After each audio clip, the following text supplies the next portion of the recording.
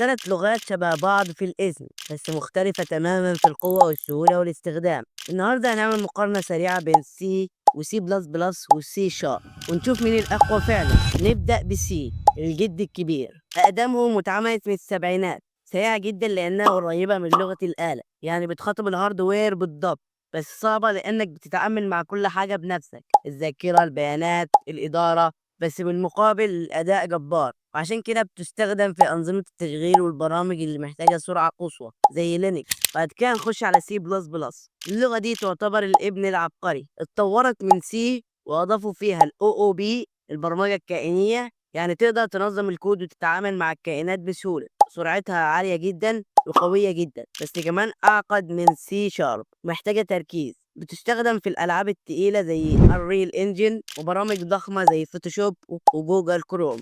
وآخر واحدة سي شارب، اللغة دي تعتبر الابن العصري من شركة مايكروسوفت، أسهلهم في التعلم ومنظمة جدا، بتشتغل داخل البيئة NET.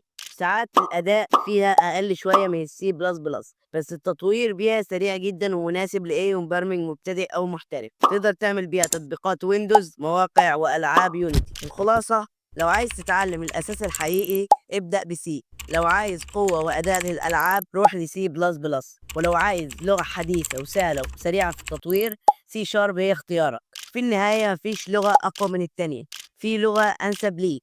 ابدأ واتعلم، لأن المبرمج هو اللي بيخلي اللغة قوية مش العكس.